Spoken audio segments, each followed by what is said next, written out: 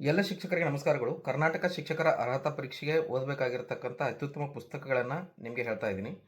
So ಮೊದಲನೇದು ಬಂದುಬಿಟ್ಟು ಕನ್ನಡ ವಿಷಯಕ್ಕೆ, ಅದು ಪತ್ರಿಕೆ 1, ಪತ್ರಿಕೆ 2, ಸಮಾಜ ವಿಜ್ಞಾನ, ಗಣಿತ ವಿಜ್ಞಾನ ಈ ಎರಡೂ ವಿಭಾಗದ ಅಭ್ಯರ್ಥಿಗಳಿಗೆ ಕನ್ನಡ ವಿಷಯಕ್ಕೆ ಸಂಬಂಧಪಟ್ಟಂಗೆ ಅದು ಬೋಧನಾಶಾಸ್ತ್ರ ಒಂದು ಅನುಸೂಯ ಪೆರಿಗೆ ಇದೆ, ನಂತರದಲ್ಲಿ ಪ್ರೀತಿ ಭಂಡಾರ್ಕರ್ ಇದೆ, ಪ್ರೊಫೆಸರ್ ರಾಮಚಂದ್ರ ಇದೆ. ಆದರೆ 3 ಪುಸ್ತಕಗಳಲ್ಲಿ ಸಿಗಲ್ಲ.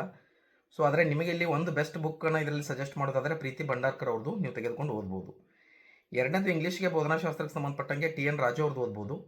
ಇನ್ನು ವ್ಯಾಕರಣಕ್ಕೆ ಸಂಬಂಧಪಟ್ಟಂಗೆ SS ಕೋಟಿಗೆ ಅವ್ರದ್ದು ಓದ್ಬೋದು. ಇನ್ನು ಕನ್ನಡ ವ್ಯಾಕರಣಕ್ಕೆ ಸಂಬಂಧಪಟ್ಟಂಗೆ ಗೋಪಾಲಕೃಷ್ಣ ಉಡುಪ ಆಗಿರ್ಬೋದು ಹಾಗೂ ಸರ್ಕಾರಿ ಪಠ್ಯಪುಸ್ತಕಗಳನ್ನ ಓದ್ಕೋಬೋದು. ಇದಾದಮೇಲೆ ನೆಕ್ಸ್ಟ್ ಬರ್ತಕ್ಕಂಥದ್ದು ಸೈಕಾಲಜಿ. ಈ ಸೈಕಾಲಜಿಗೆ ಸಂಬಂಧಪಟ್ಟಂಗೆ ಕನ್ನಡ ಒಂದು ಮಾಧ್ಯಮದಲ್ಲಿ ಓದ್ತಿರ್ತಕ್ಕಂಥ ಅಭ್ಯರ್ಥಿಗಳು ರಾಮಲಿಂಗು ಸರ್ದು ಸಜೆಸ್ಟ್ ಮಾಡಿದ್ದಾರೆ. ಆದರೆ ಅದಕ್ಕಿಂತ ಬೆಸ್ಟ್ ನೀವೇನಂದರೆ ಇಂಗ್ಲೀಷ್ ಮಾಧ್ಯಮದ ಒಂದು ಪುಸ್ತಕವನ್ನು ಓದಿ. ಅದು ಯಾವುದಂದರೆ SK ಮಂಗಲ್ ಅವ್ರದ್ದು, ಅದು ಬೆಸ್ಟ್ ಆಗುತ್ತೆ. ಆಮೇಲೆ ಒಂದು ಕ್ವಶನ್ ಬ್ಯಾಂಕನ್ನು ನೀವು ಯೂಸ್ ಮಾಡಿ, TET GPS ರಿಲೇಟೆಡ್ಡು ಈ ಕ್ವಶನ್ ಬ್ಯಾಂಕು ನೀವು ಯೂಸ್ ಮಾಡ್ಬೋದು ಕಂಪ್ಲೀಟಾಗಿ. ಇನ್ನು ಸಮಾಜ ವಿಜ್ಞಾನ ಬೋಧನಾಶಾಸ್ತ್ರಕ್ಕೆ ಸಂಬಂಧಪಟ್ಟಂಗೆ ನೀವು ಲೀಲಾವತಿ ಅವ್ರದ್ದು ಓದ್ಬೋದು ಆಥರ್ ಟೆಕ್ಸ್ಟ್ ಬುಕ್ಕಲ್ಲಿ. ಇನ್ನು ಗೌರ್ಮೆಂಟಲ್ಲಿ ಓದ್ತೀನಂದರೆ MC ಮೂರ್ತಿ ಅವ್ರದ್ದು ನೀವೇನು ಮಾಡ್ಬೋದು ಅಂದರೆ ಓದ್ಕೋಬೋದು. ಓಕೆ.